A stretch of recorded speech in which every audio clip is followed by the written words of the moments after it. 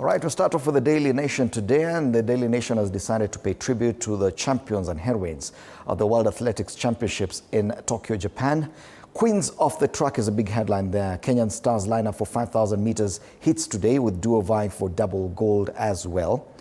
World beaters, brilliant Kenyan girls, and they say this for a reason because, okay, fine, yesterday we got one bronze medal from a Kenyan male athlete, but it's been just a female festival for the Kenyan athletes. Brilliant Kenyan girls conquer the track in Tokyo to place the country second on the medals table with 4 gold, 1 silver and 2 bronze at the ongoing World Athletics Championships. The Kenyan stars are promising more podium finishes to keep the national flag flying high. And so there they have Peres Dipchirchir, who added the marathon world champion title after beating Ethiopia's Tigst Asefa. Faith Kipyegon, mwenye 1500 meters tulisema iwachiwe tu iandikwe Faith Kipyegon race. Beatrice Jepet blazed a victory in the 10,000 meters race. And Faith Cherotich, Olympic bronze medalist, upstaged the world to win the 3,000 meter steeplechase in record time. It's the same story that continues on the back page. World record within reach, says champ Cherotich. Lakini hapa wanaonyesha Portugal's Isaac Nader crossing the line with win of 1,500 meters finals ahead of second placed Britain's Jake Whitman. And third placed Kenya's Reynold Cheruiyot, who I think is the only male athlete who's given as a medal in Tokyo. Other stories given prominence back on the front page. There's an autobiography there by Francis Okomo Okello. Meanwhile, Mombasa commuter rail link to the SGR. Kenya Railways expects to serve at least 1,000 passengers daily, with fares set at 50 bob compared to 350 to the 1,000 charged by taxi operators. This will be a game changer for those using SGR from Mombasa. Now you don't have to be in traffic for long, moving from town or wherever you are to the SGR terminus. You can use the commuter train from Mombasa city straight there. Pale Juu, KenGen targets 1,500 megawatts extra power and a 10-year, 555 billion shilling mega plan. And cabinet secretaries on early campaign trail, and this is a story we'll be discussing. Several ministers are openly dabbling in partisan politics, raising questions about devotion to their duties, service delivery, and value for taxpayers. That story is on pages 4 and 5. The Daily Nation today. All right, let's take a look at the Standard this morning. It speaks about Shylock economy, predators. Harsh economic times in bank credit denials have driven Kenyans into backstreet borrowing, fueling a Shylock economy that is pushing households to ruin. Victims of predator lenders forfeit assets, skip meals, battle depression, and in some cases take their own lives. Surveyors show women disproportionately skipping meals, while non-performing loans hit 697 billion shillings, with banks favoring government lending, and regulated digital credit has filled the gap. Quick but crippling, trapping millions in endless cycles of debt. This story has been covered at page 6 and 7, and the people quoted here. The civil servant by the name Masinjeri, and she says, "My salary is gone before I even receive it. I'm just taking one loan to pay another, and it's a living nightmare. They threaten you, they call you friends, they have no mercy." Ian Njoroge, independent analyst, says what we are seeing is the emergence of a Shylock economy, a financial ecosystem where desperation drives demand and predatory lenders fill the void left by a formal banking sector. A borrower says, "I pray to God to forgive all those who conned me. I don't want to talk much about it because I also went into depression."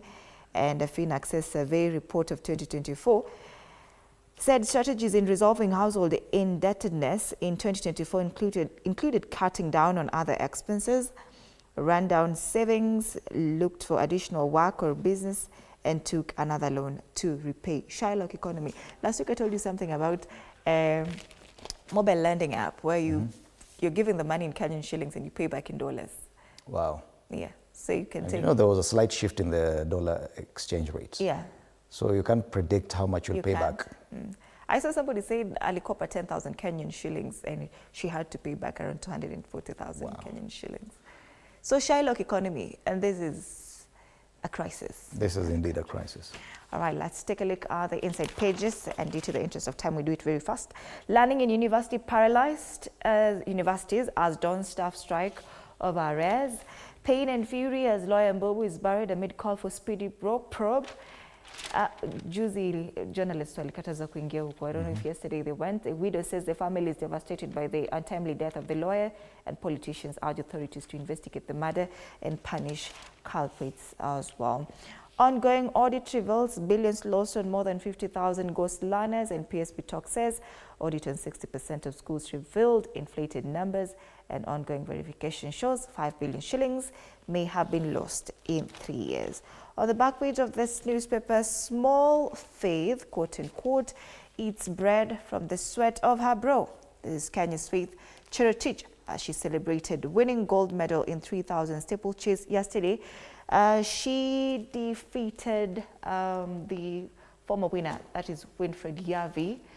She's also Kenyan, but runs for Bahrain. That's the Standard. All right, and just an update on the World Athletics Championships, today's program. Kenyan time at 1:05 p.m. The women's 5,000 meters hits will have Faith Kipyegon, Beatrice Chebet, Margaret Akidor, and Agnes Chebet Ngetich. Meanwhile, for the javelin finals, and this is a big one because Julia Siego is there, 1:23 p.m. Julia Siego. 1:58 p.m. women's 800 meters hits Mary Mora, Vivian Chebet, Lilian Odira, and Sarah Mora. And then 3:45 p.m. the men's 800 meters semi-final, where we'll be represented by Emmanuel Wanyonyi, Kelvin Kimtai, and Nicholas Kabene. Something to look forward to from Tokyo, Japan. We move on to Taifa Leo. Anasema kazi au siasa ni swali tu. Mawaziri na maspika wa bunge watumia muda na rasilimali nyingi kwa vikao vya umma. Katika hatua zinazoonyesha wazi ukaidi wa kanuni za kimsingi na maadili, mawaziri wamekuwa wakizunguka maeneo mbalimbali wakijihusisha na siasa za chama, huku wakifanya kampeni za kumuunga mkono Rais William Ruto kuwania tena urais mnamo mwaka 2027. Habari kamili kwenye ukurasa wa pili, na wameweka pale mawaziri kadhaa ambao wanasemekana wamejihusisha na masuala ya siasa. Kuna ule waziri wa ardhi na nyumba Alice Ng'ang'a. Anaitwa Alice nani? It's not Ng'ang'a though. Alice, yes. Waziri wa afya Eden Duale, waziri wa Alice Wahome, yes. Konradhi. Waziri wa usalama wa kitaifa Onesmus Murkomen na waziri wa fedha John Badi. Hawa ndio wale wanaenda wakizunguka wakisema tutam, lakini badala ya kufanya kazi. Uzinduzi wa reli, tumezungumzia haya kule Mombasa. Rais William Ruto akipongeza wenyekiti wa bodi ya wakurugenzi wa Kenya Railways, alikuwa akizindua ile reli ambayo inatoka kwenye Mombasa Island inaenda pale SGR na inamalizia Miritini. Kona za walala hoi zaongezeka, ni vidokezo zaidi. Waonekana walaza damu jijini, kumbe ni wahitimu wa vyuo vikuu wahandisi waalimu. Hawana kazi na washahitimu, wako na degree na shahada tofauti lakini hawana kazi. Kwingineko, rais atakiwa kumfuta kazi Oparanya. Makundi ya kijamii yasema Oparanya hafai kushikilia afisi ya umma. Pale juu Murkomen anataka raia kuchotea polisi ya mafuta. Very controversial statement. Alisema askari wakiitisha pesa ya mafuta, hiyo sio hongo. Hiyo sio hongo. Kama hawana mafuta, wanunulie mafuta. Waziri asema polisi hawatekelezi kosa lolote kuomba pesa za kununua mafuta kutoka kwa Wakenya. Now imagine wenye kuomba itapanda. Cherotich naye asema ni dhahabu. Faith ashinda mbio za mita 3,000 kuruka viunzi na maji na kutoa dhahabu. Taifa Leo. People Daily, Gen Z could still vote along tribal lines in 2027, an analysis and special feature by this newspaper. Analysts caution politicians may lead young people to ethnic voting blocks. 2027 polls matters tribalism, hapo kwa hot fire, lakini wanasema this is a tribeless generation and leaderless as well. That story is on page 4. Other quick stories here. President Ruto's dance with entitlement. Very powerful statement as well. Page 5. They're accusing him of being too entitled. Why students are opting out of public universities. Wanaenda wapi? Private universities. Oh, interesting. Another analysis on page 2. That's the People Daily. From the People Daily to the Star, and they talk about governors to face ESCC over dubious county hustler funds. That's the main story on pages 4 and 5. They say billions advanced under empowerment funds and recovered. There's been a lot of focus on what's happening at the national level with the hustler fund, the empowerment rallies. Kumbe governors are doing something similar at the county level, and hatuja notice. Chunga sana. Meanwhile, Wanga on the sporters' wage bill jumps by 400 million shillings. Auditor fingers 50,000 ghost students in online system. So kuna ile pesa hata kidogo inaenda kwa shule, inaendea ghosts. 50,000, can you imagine 50,000 times 22,000? Ile capitation. Okay, fine. Haiendangi 22. Na kwa saa hii ni 15. But times 50,000, that's a lot of money. Yep. Still on matters education, learning disrupted university as dons begin nationwide strike. And they also make mention of the triumphs in Tokyo. Golden moment. Cherotich secures World 3,000 meter steeplechase title in championship record. Those are the stories. And of course, William Ruto commissioning the 6 billion shilling Mombasa commuter rail, which will be a game changer for those using the SGR and those traveling to Meritini. Finally, Business Daily. Now, fake 39 billion shilling supplier bills exposed in City Hall audit, and City Hall has purged that much, 39.8 billion from its stock of pending bills, following an audit exposing possible fake supplies that have previously cost Nairobi County billions of shillings. Now, the Controller of Budget reckons that there is an unexplained drop in Nairobi's supplier arrears from 121.8 billion shillings to 86.8 billion shillings over the year to June, reflecting a 32.7% reduction. This story is on page 2. You can take a look at it. Tribunal Capital Markets Authority has no powers over boardroom selection. Another story on page 2. The plan for sustainable energy on the ticker, Kenya to add 53 megawatts cheaper geothermal power in 2026. CEOs risk 7-year jail employment ban in terror financing fight.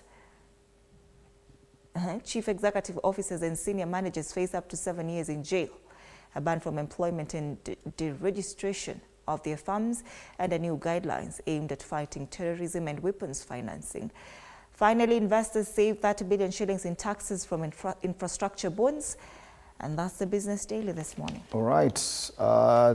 Once again, a reminder of our panel this morning. Wilson Sossion, a veteran educationist and also a unionist, will be in studio alongside Dr. Peter Mbaye, Secretary Planning and Economic Affairs at DCP, and political analyst Josephat Kamanya in a few minutes' time. But before that, okay, also a reminder of the other conversation we'll be having later on the show. Once again, being a Thursday, we are speaking about health. Dr. Harrison Barry will be here kutuambia matters prostate and colon cancer in men. All right. Before we take a break, cartoonist wanasema nini?